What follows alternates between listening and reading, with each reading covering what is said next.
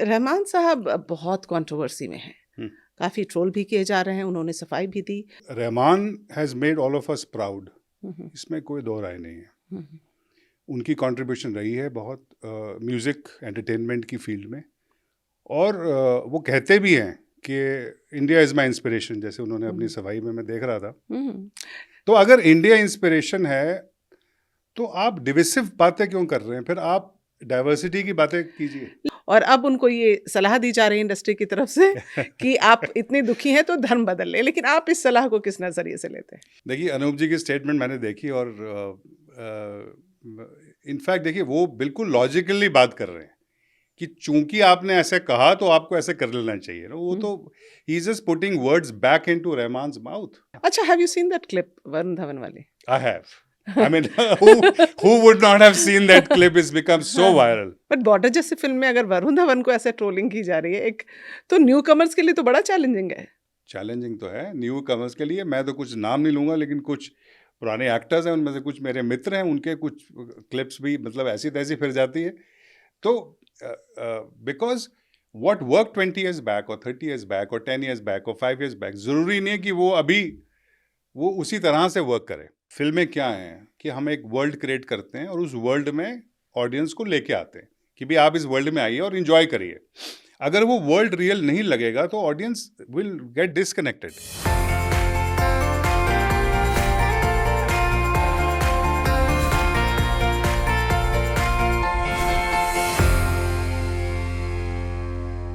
नमस्कार, मैं श्वेता रंजन और आप देख रहे हैं हमारा खास पॉडकास्ट बिट्स एंड पीसेस। और आज हमारे साथ एक खास मेहमान भी हैं जो हाल ही में यामी गौतम और इमरान हाशमी की चर्चित कोर्ट रूम ड्रामा फिल्म हक में एक जोरदार भूमिका निभाए और भारतीय सिनेमा को एनआरआई ड्रिवन कहानियों से निकालकर हिंदुस्तान की जो ज़मीनी सच्चाई है उसे जोड़ने वाले एक फिल्म मेकर एक्टर राहुल मित्रा। आपका स्वागत करना चाहूँगी राहुल हमारे कार्यक्रम में। और आपसे लगातार मुलाकात होती है, आपकी फ़िल्मों के बारे में भी बात करेंगे, लेकिन इन दिनों फ़िल्म की जो दुनिया है ना, हमारा बॉलीवुड बहुत चर्चा में है। और एक-एक करके हम आते हैं, शुरुआत कर लेते हैं रहमान जी से। तो रहमान साहब बहुत कंट्रोवर्सी में हैं, काफ़ी ट्रोल भी किए जा रहे हैं, उन्होंने सफाई भी दी।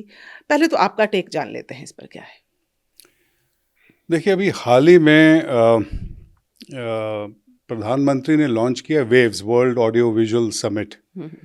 आप उसमें थे? जी हाँ, मैं उसमें था और हम सब लोग साथ में ही बैठे हुए थे और तमाम एक्टर्स और हम सब लोग, और वहाँ पे रहमान के साथ वेव्स का लिटरली लॉन्च हुआ। तो मेरा सिर्फ इस तरफ पॉइंट आउट करने का मकसद ये है कि अगर जैसा रहमान बोल रहे हैं कि उनके साथ हुआ उनके मज़हब के कारण की वजह से, तो फिर वो वेव्स में क्या कर रहे थे? जो गवर्नमेंट का इतना बड़ा इनिशिएटिव है हमारे लिए मीडिया एंटरटेनमेंट इंडस्ट्री में, उससे बड़ा मुझे लगता नहीं इवेंट हाल में हुआ हो। तो वो वहाँ पे क्या कर रहे थे? तो देखिए, Rahman has made all of us proud, इसमें कोई दो राय नहीं है। उनकी कंट्रीब्यूशन रही है बहुत म्यूज़िक एंटरटेनमेंट की फील्ड में। और वो कहते भी हैं कि इंडिया इज़ माई इंस्पिरेशन, जैसे उन्होंने अपनी सफाई में मैं देख रहा था। तो अगर इंडिया इंस्पिरेशन है तो आप डिविसिव बातें क्यों कर रहे हैं? फिर आप डाइवर्सिटी की बातें कीजिए। लेकिन आप ये देखिए ना, माँ तुझे सलाम जैसा प्रोडक्शन देने वाले रहमान आज जिस तरह की बातें क्यों कर रहे हैं? देखिए, एक तो वो मैंने बहुत ज़्यादा फॉलो तो नहीं किया, बट मैंने बिट्स एंड पीसेस में देखा कि आई थिंक वो किसी शो में थे, हिंदुस्तान से बाहर थे, और उनको आप कुछ सवाल पूछा होगा एंकर ने, और उनको लगा होगा कि चलिए मैं अपनी सफाई पेश करता हूँ। उन्होंने जो जिस तरह से बातें करी कि पिछले 8 सालों से एक कम्युनल माहौल बना एंड ऑल दैट, मैं उससे बिल्कुल इत्तेफाक नहीं रखता हूँ। और मुझे ऐसा लगता है कि रहमान जैसा रिस्पॉन्सिबल पर्सन, जिसको इतनी पावर मिली, पावर का मेरा मतलब है कि power of the audience, power of the people, support of the people, support of the people, love of the people. देखिए, वो कहते हैं ना कि with more power you need more responsibility. तो where is the responsibility? I don't see any responsibility है। और वो जिस तरह से बातें कर रहे हैं, मैं तो उससे बिल्कुल इत्तेफाक नहीं रखता। हम सब लोग, बहुत सारे उसमें व्यूज़ आ रहे हैं, बहुत लोग बहुत कुछ कह रहे हैं। अगर आपको इतना कुछ मिला है एक इंडस्ट्री से, तो आप और भी कुछ कारण हो सकते हैं। अगर अब मुझे पता नहीं कि रहमान, मुझे तो पता है कि उनके कॉन्सर्ट्स चलते हैं और वो खूब पैसा भी लेते हैं कॉन्सर्ट्स का, and he is a very successful अरे ग्लोबल म्यूजिशियन, आर्टिस्ट हैं ही इज़ ए यार। Global artist. लेकिन अगर आपका किसी वजह से आपको लग रहा है कि आपको काम नहीं मिल रहा है, तो आई थिंक और भी बहुत सारे रीजंस आप देख सकते हैं ना। क्या क्रिएटिव बैंक्रप्सी की तरफ आप जा रहे हैं? या choice of the choice of the music, listeners, हाँ, it changes. Shweta, all of us in the industry realise that हम सभी के लिए चैलेंज होता है कि जो ऑडियंस का पैलेट है वो बदलता रहता है और बहुत स्पीड से बदलता है। तो सिर्फ ये बोलना कि एक जगह से बैठ के, चाहे वो म्यूजिशियन हो चाहे वो डायरेक्टर हो, कि अरे हम ही हैं, हम ही, हमारे समय में फिल्में बनती थी, मुझे लगता है कि ये बहुत ही बचकानी बातें हैं, बहुत ही इरिस्पॉन्सिबल बातें हैं। Because audience and of the day is king, और वहीं से जो कंटेंट है वो उसी तरह से, चाहे वो कंटेंट है चाहे म्यूजिक है। तो खैर वो एक अलग चीज़ हो गई, बट उनकी जो स्टेटमेंट्स आई हैं, मुझे लगता नहीं कि ऐसा है, क्योंकि मैं खुद अपने बारे में बोल सकता हूँ, एक completely outsider from that point of view. पिछले 15-16 सालों में मेरा ख्याल 20-22-23 फिल्में इन हाथों से निकल गई होंगी, बतौर प्रोड्यूसर, बतौर प्रेजेंटर, बतौर एक्टर। तो अगर ऐसी कोई प्रॉब्लम होती तो फिर मुझे भी कि तुम पंजाबी हो या तुम ये नहीं हो या तुम्हारा मज़हब, ऐसा कुछ भी नहीं है। जो टैलेंट है जिसके पास, और भी बहुत सारी चीज़ें डिपेंड करती हैं उस पर। मैं नहीं मानता कि नहीं, रहमान जी को तो इसी देश ने, इसी ऑडियंस ने सिर माथे पर बिठाया जी। और रहमान जैसा कलाकार अगर क्रिएटिव बैंक्रप्सी की तरफ है तो मुझे लगता है कि हर कलाकार की जिंदगी में एक ऐसा मोड़ आता है जब उसकी जरूरत नहीं रह जाती है। हमारे एक्टर्स को भी आप देखिए ना, कितने सारे कलाकार कई गुमनाम हो गए। कुछ लोग तो सस्टेन करते हैं टिल द एंड, बट कुछ लोग बिल्कुल गायब से हो जाते हैं। लेकिन आप सडनली विशेष नहीं हो सकते ना, ये बोल के कि भी अब फॉर वट एवर रीजन कि ये नहीं हो रहा है तो फिर माहौल खराब है या ये इस वजह से है। तो what I am saying is that only the lame are the one who blame. ये तो मैं ये टोटली मानता हूँ। और इस तरह की स्टेटमेंट हिंदुस्तान के बाहर आई थिंक ये शो था।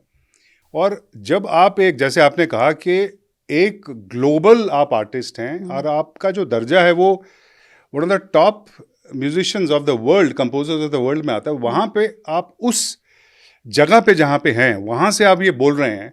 So just imagine what it will reflect. और आप देखिए the kind of backlash which has happened, which means that people इत्तेफाक नहीं रखते हैं इस चीज़ से। इसका एक ये बहुत बड़ा जो इसका इफेक्ट है वो ये भी है कि आप देश की छवि खराब कर रहे हैं। बिल्कुल। लेकिन सबसे बड़ी सॉफ्ट पावर क्या है? फिल्में हैं, एंटरटेनमेंट है, उससे बड़ी सॉफ्ट पावर तो है नहीं। और इसी सॉफ्ट पावर की वजह से आपको पावर मिली है इंटरनेशनली इस लेवल पे पहुंचने की। और आज अगर आप इस तरह की बातें कर रहे हैं कि कम्युनल है और पिछले कुछ समय से ऐसा है, तो मैं तो बिल्कुल इत्तेफाक नहीं रखता। In fact I am extremely disappointed. जैसे ही मैंने वो सुना, अभी मैंने कोई रिएक्शन भी नहीं देखा था, मेरी किसी से बात भी नहीं हुई थी। पर्सनली अगर आप पूछें, personally I was hurt. I don't know Rahman. We probably, greeted each other at functions and all of that. But of course, I've been a great lover of his work. But I was personally hurt the way he addressed this whole issue. Chhaava जैसी film को लेकर जब वो बयान देते हैं कि उनको इसलिए नहीं लिया गया क्योंकि वो एक मुसलमान है, तो वहीं पर हम देखें तो कंगना रनौत ने एक पोस्ट डाला कि मणिकर्णिका के लिए उन्होंने मना कर दिया। हाँ, तो और जिस तरह का बैकलैश आ रहा है अनूप जलोटा जी की तरफ से जो आया कि आप धर्म क्यों नहीं बदल लेते, तो मैं दर्शकों को बताना चाहूँगी कि पहले रहमान साहब हिंदू हुआ करते थे, फिर किन्हीं कारणों से वो मुसलमान बने और अब उनको ये सलाह दी जा रही है इंडस्ट्री की तरफ से कि आप इतने दुखी हैं तो धर्म बदल ले। लेकिन आप इस सलाह को किस नज़रिए से लेते हैं? देखिए, अनूप जी की स्टेटमेंट मैंने देखी और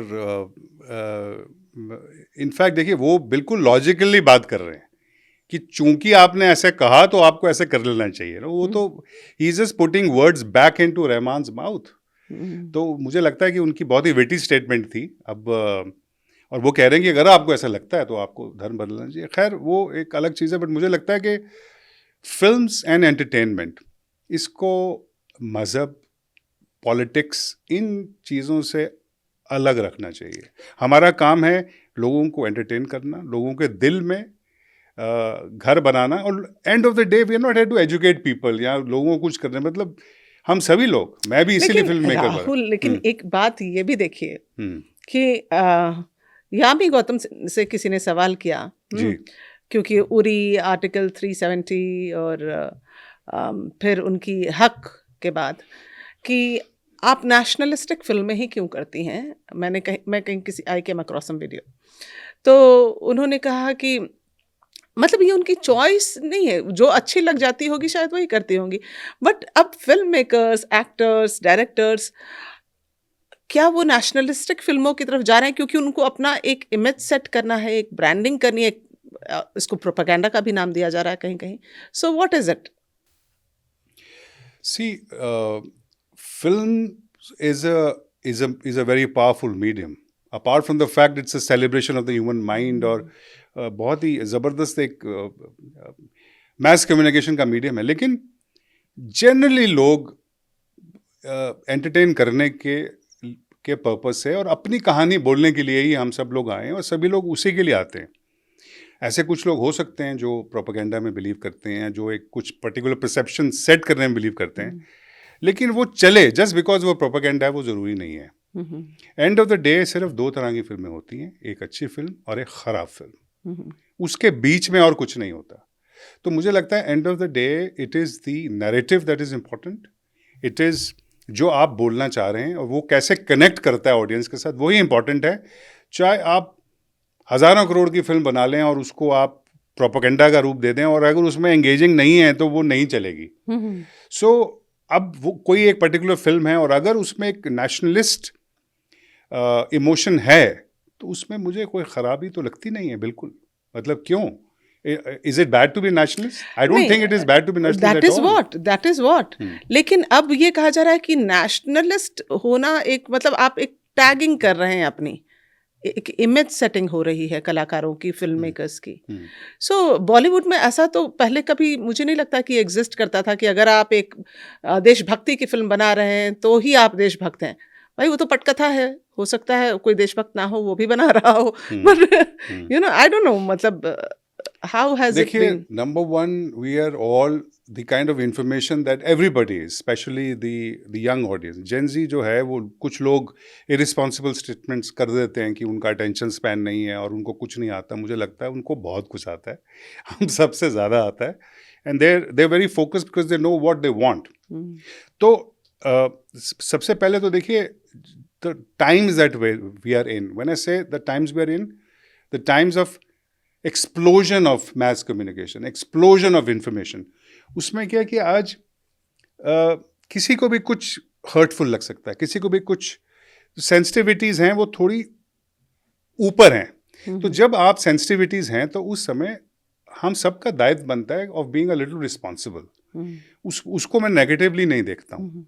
we would all have probably got away with a few things, जिसको लोगों को जब यहाँ समझ नहीं आया, यहाँ पिंच नहीं किया। आज अगर लोग सेंसिटिव हैं इन चीज़ों को लेके तो मुझे उसमें कोई ख़राबी नहीं लग रही है। लेकिन yes, they in today's time one has to be, मतलब हम क्यों सिर्फ एक हिंदू रिलीजन का मजाक उड़ा के why should be get away with it? मतलब ऐसे कुछ instance I don't want two point towards a direction. देखिए, मैं अपने आप को बहुत ही एपॉलिटिकल और मैं अपने आप को बहुत ही एक और बड़े फ़ख्र से कह रहा हूँ कि लिबरल हम सब लोग पढ़ाई लिखाई करके और the kind of background that we have had. लेकिन उसका ये मतलब नहीं कि आप just because you are called liberal और यू कॉल्ड एजुकेटेड और यू कॉल्ड यू सेक्युलर, आप उसको कि आपको कुछ भी दिया जाए और आप उसको एक दवाई की तरह ले लें। आई थिंक वो अब लोगों को इस चीज़ का एहसास हो गया कि in the past there have been certain narratives, there have been certain things where कुछ ऐसी चीजें शिवजी नीले रंग के शिवजी दौड़ रहे हैं, बाथरूम में छिपते हैं। हाँ, मतलब अब वही वाली बात है कि आप किसी और मजहब के को अगर जब करें तो वो लोगों को ऑब्जेक्शन होगा, तो तब वो ज़्यादा लाइमलाइट में आता है। ये ऐसे होता तो लाइमलाइट में नहीं आता है। तो मुझे ऐसा लगता है and of the day cinema is, आपको पूरा देखिए, आपको हक है अपनी कहानी बोलने का, लेकिन जब आप वो कहानी बोल रहे हैं, अभी हम तो अभी रिलीजन वगैरह की बात कर रहे हैं, मैं हल्का सा गियर बदलता हूँ just to put it in perspective. हाल ही में कुछ समय पहले एक सीरीज आई, मैं नाम नहीं लेता, एक फिल्म मेकर की, जिसके अंदर एक महिला है और एक एंटागनिस्ट है, वो आता है और उसको धक्के मार के बाहर कमरे से बाहर करता है, गाली गलौज करता है। चलिए उसमें कोई प्रॉब्लम नहीं है, वो सीन है। उसके बाद वो जब टर्न करती है तो उसके बैक साइड में लात मारता है। तो जब वो लात मारता है तो वो उसमें मुझे रिग्रेसिव राइटिंग दिखाई दी। आप समझ रहे हैं? गोली मार दो, चाकू मार दो, लात नहीं मार सकते। तो जब the moment and she is turning on, जब वो लात मारी तो वो लात मारने से incidentally I know that film maker and I was so disappointed. तो तो कहने का मतलब है कि इन चीज़ों को की समझ अब थोड़ी सी ज़्यादा होगी, पीपल आर लिटिल सेंसिटिव। और मैं एक विमेन सेंट्रिक लिट फेस्ट में था जहाँ पे मैंने ये बात की, एंड बिलीव इट और not, I had about 50 authors and celebrated writers come to me and said some of them had seen that and said we also felt that. So कहने का मतलब है राइटर्स को, फिल्म मेकर्स को, actors को, हम सभी को हमारा दायित्व बनता है कि अब वो उस टाइप की स्लैपस्टिक कॉमेडी, उस टाइप की running down whether it is women और रिलीजन और व्हाट, उससे हमको दूर रहना चाहिए। और भी तरीके एंटरटेन करने के, जैसे कस वर्ड्स हैं। अगर आप मेरी फिल्में उठा के देखें तो largely I have tried to stay away from cuss words. मैं अपने राइटर्स को भी बोलता हूँ, देखिए वर्ल्ड क्रिएट, अब ठीक है वर्ल्ड क्रिएट करना, तो इसका ये मतलब नहीं ना कि आप एक सेंटेंस में 10 गालियां बक रहे हैं। वर्ल्ड क्रिएट करने का और भी तरीका है। आपकी मैंने देखी, और चमकीला में मुझे लगता है it is the requirement of the script, क्योंकि वो एक रियल लाइफ पोर्ट्रेयल था। सो वो रिक्वायरमेंट है स्क्रिप्ट की कि कुछ शब्द ऐसे इस्तेमाल किए गए। आपके रोल में नहीं, आपका रोल तो साफ सुथरा था, बट वैसे overall the film I am saying, मैंने कहा नैरेटिव सेट करने के लिए, देखिए फिल्में क्या हैं कि हम एक वर्ल्ड क्रिएट करते हैं और उस वर्ल्ड में ऑडियंस को लेके आते हैं कि भाई आप इस वर्ल्ड में आइए और एंजॉय करिए। अगर वो वर्ल्ड रियल नहीं लगेगा तो ऑडियंस विल गेट डिस्कनेक्टेड। तो कुछ चीजें तो करनी पड़ेंगी आपको ना। लेकिन जैसे अभी थोड़ी देर पहले आपने कहा कि ये जेनजी जो है वो बहुत स्मार्ट है, बहुत स्मार्ट। हाँ, लेकिन यही जेनजी कई बार इतनी ट्रोलिंग हो जाती है, जैसे अभी हम लेटेस्ट लें वरुण धवन वाली, उनको बहुत ट्रोल किया जा रहा है for his upcoming film border. हाँ, मतलब अब तो फिल्म आ ही गई। हाँ, तो इस फिल्म को में जब वरुण धवन जैसे कलाकार को, who has done plenty of films, तो मतलब how do you look at it कि क्या सचमुच में उतना उनका एक्सप्रेशन नहीं है, क्या है? देखिए, I will not get down to, because it's not my place to comment on his acting. He's done some good films. Badlapur I thought was exceptional. He was very, very good in Badlapur. देखिए, social media is a double-edged sword. अगर आप views ले रहे हैं और enjoy कर रहे हैं attention, और आपके कुछ content viral हो रहा है और आपके हजारों लाखों millions followers बन रहे हैं, तो अगर एक आपकी कोई चीज़ किसी को पसंद नहीं आया तो आपके कपड़े भी उतार सकते हैं फिर। तो I think you have to be ready for that. मैंने अभी अपना हक का सीन एक रील में डाला एंड वो it's on fire, 1 lakh views, फिर सडनली मैं देखता हूँ तो 2 लाख। अब मैं इतना कोई वेल नोन एक्टर नहीं हूँ, as an I am not a star actor, I am a film maker, और अब मेरी एक्टिंग की दुकान निकल पड़ी है, तो which is fine, but what I am saying is I am also getting used to so much of attention on social media. 1 lakh views in half a day for me on a reel that I posted is something that I'd never had. लेकिन मैं कहना का जो मेरा मतलब है वो ये है कि वो 1 लाख व्यूज तो ठीक है, वो जो 18, 20, 25, 50 कमेंट्स आ रहे हैं वो भी अच्छे हैं, राहुल क्या एक्टिंग करी। सडनली आपको एक कमेंट मिलेगा जो आपको डिसअपॉइंट कर दे। डिसअपॉइंट नहीं, वो इट यू बिग बुली, तुम्हें शर्म नहीं आई ऐसे कर, मतलब इस टाइप का। तो आप क्या करोगे? तो आप उसको डिलीट कर दोगे। लेकिन अगर ऐसे आपको 100 और 1000 और लाखों में आ रहे हैं तो आप क्या करोगे? तो आई थिंक देखिए, trolling is something which is a necessary evil. Why I'm saying a necessary evil is because अगर आपने इसका भरपूर फायदा उठाया है तो आप फिर आप तैयार रहिए कि अगर कुछ इधर उधर हुआ, see you can't always control the narrative ना। अच्छा, have you seen that clip Varun Dhawan वाली? I have. I mean, who would not have seen that clip? It's become so viral. But border जैसी फिल्म में अगर वरुण धवन को ऐसे ट्रोलिंग की जा रही है, एक तो न्यू कमर्स के लिए तो बड़ा चैलेंजिंग है। चैलेंजिंग तो है न्यू कमर्स के लिए। मैं तो कुछ नाम नहीं लूँगा, लेकिन कुछ पुराने एक्टर्स हैं, उनमें से कुछ मेरे मित्र हैं, उनके कुछ क्लिप्स भी मतलब ऐसी तैसी फिर जाती है। तो because what work 20 years back और 30 years बैक और 10 years बैक और 5 years बैक, ज़रूरी नहीं है कि वो अभी वो उसी तरह से वर्क करे।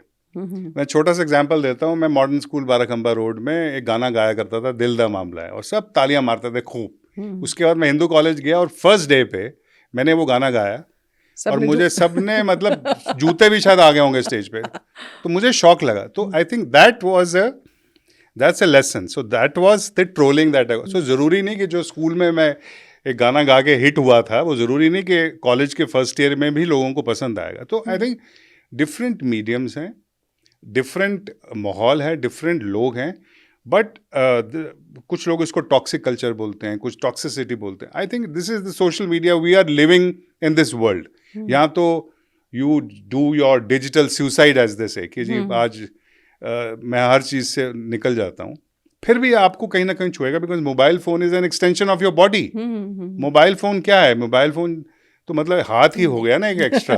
That is I see as an extension of the body. तो वो जब आप सारे ऐप्स निकाल दोगे, कुछ कर दोगे, अच्छा इंस्टा में क्या हुआ, यू विल।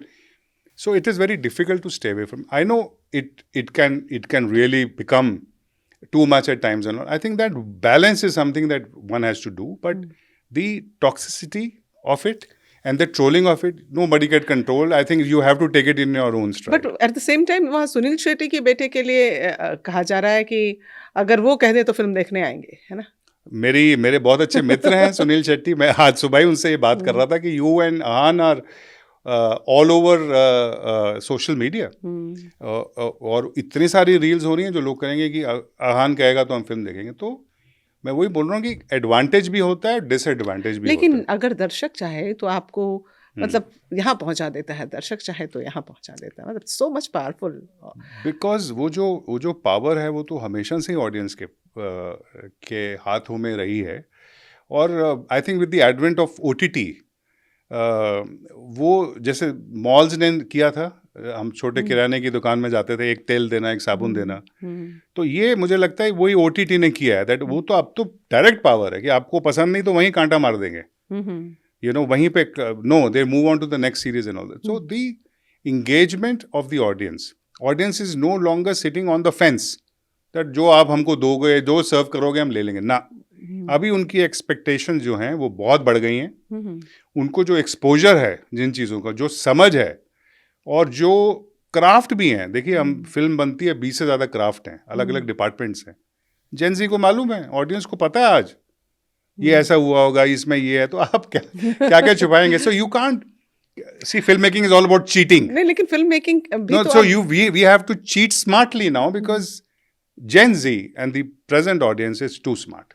लेकिन film making also has must have gone very challenging from, जैसे आपने साहब बीवी गैंगस्टर से जो बनाया आपने, फिर टोरबाज, और आज की डेट में it must have change to an extent. See, that's what I am saying, that I think post Covid was a threshold in terms of, क्योंकि बहुत कुछ चीज़ें बदली। आप घर में रहते हुए कंटेंट देख रहे हैं, आप क्या करेंगे? तो ओनली मतलब माध्यम एंटरटेनमेंट का आपको जिंदा रखने का, रोज नया मिल रहा है, रोज नया मिल रहा है। तो वो I think the kind of entertainment that was lapped around all over the world, that changed the palette, that changed the sensibilities, that changed everything. तो उस वजह से भी आज इतना एक्सपोजर हो गया है। तो जैसे मैंने पहले कहा, तो वो और हमारे लिए भी चैलेंज है और होना भी चाहिए। अब जो मैं फिल्में अभी प्लान कर रहा हूँ, जो मेरा प्रोडक्शन से रिलेटेड है, तो वी आर ऑब्वियसली, देखिए, एंड ऑफ द डे तो जो कहानी हमने बोलनी है वही बोलनी है, लेकिन गुड कंटेंट, और मैंने हमेशा से कोशिश करी है अच्छे कंटेंट को बैक करने की, और ऊपर वाले के आशीर्वाद से most of it has worked. तो अभी आप बीते दिनों शूट पर थे पलकों पे, हाँ, श्वेता त्रिपाठी के साथ जी। सो मिर्ज़ापुर उन्होंने ख़त्म किया, अब पलकों पे कर रही हैं, क्या, what is this all about this? See, as you know, Huck released a couple of months back, and people really loved Huck.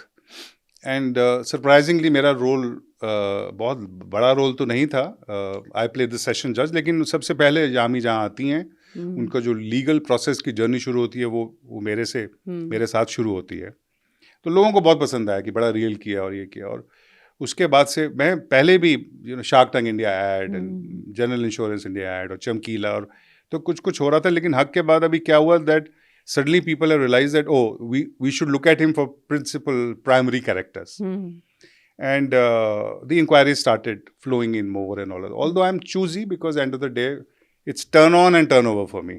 या तो मैं बहुत जरूर कुछ करना चाहूँ या फिर बड़े वाला मुनाफा हो, because और भी काम रहते हैं. तो I'm careful in choosing because passion doesn't mean that I blindly do whatever that I'm doing. तो मेरे पास फ़ोन आया प्रोड्यूसर्स का और डायरेक्टर का, राहुल गांधी और सलीम जावेद, और बहुत ही बेहतरीन स्क्रिप्ट है. It's a very very good script and I was to be honest surprise when they offered me the father's character which is a primary character after the heroine. And okay, yeah it's a primary character. हाँ, so what is it all about? Well, it's a film dealing with gender politics and respect for women and mental health, और इस इन चीज़ों को related है. निदेश पुजुकल हैं, add दुनिया में उन्होंने बहुत नाम कमाया है. He is quite a big ad film maker. उनकी फिल्म है और बहुत मज़ा आया. And what a wonderful artist she is. मैं उनसे कभी मिला नहीं था, लेकिन पहले दिन से ही मतलब मिलते हमारा एक बॉन्ड हो गया, क्योंकि हर सीन में हम साथ में और बाप बेटी हैं. और बाप बेटी हैं. तो वो बॉन्डिंग एक ऐसी हो गई. मुझे लगता है वो पहले हम लोग तो सीन वाले दिन ही मिले सुबह. उससे पहले एक कॉल पे बात करी. She is excellent. She is amazing. She knew of me, I knew of her, I have seen her amazing work. But this is going to be a very special film. And I new years I was मेरा भोपाल में बीता. And I am very happy to be part of this film. अभी मुझे और काफ़ी offers आ रहे हैं primary characters के. तो क्या है अगला प्रोजेक्ट, क्या है, व्हाट इज नेक्स्ट? अभी यहाँ से निकल के एक ऑडिशन भेजनी है. I am being considered for a good character for a show on a leading OTT platform. तो कुछ जगह ऑडिशन भेजनी पड़ती है, कुछ जगह बिना उसके हो जाता है. लेकिन I am happy that I am now in the race and I am enjoying it. Thank you so much for being in our show. Thank you for having me. It was Thank excellent. you so much. Thank you. तो उम्मीद करती हूँ कि आज का ये कार्यक्रम आपको बहुत पसंद आया होगा, क्योंकि राहुल मित्रा जो बातें कहते हैं ना, वो काफ़ी मज़ेदार, दिलचस्प होता है. और ऑफलाइन भी जो हम बातें करते हैं काफ़ी कुछ सीखने को मिलता है. सो आप हमारे चैनल के साथ जुड़े रह सकते हैं. हमारे चैनल को आप लाइक ज़रूर करें, सब्सक्राइब करें, इस वीडियो को ज़्यादा से ज़्यादा लोगों तक पहुँचाएँ. नमस्कार.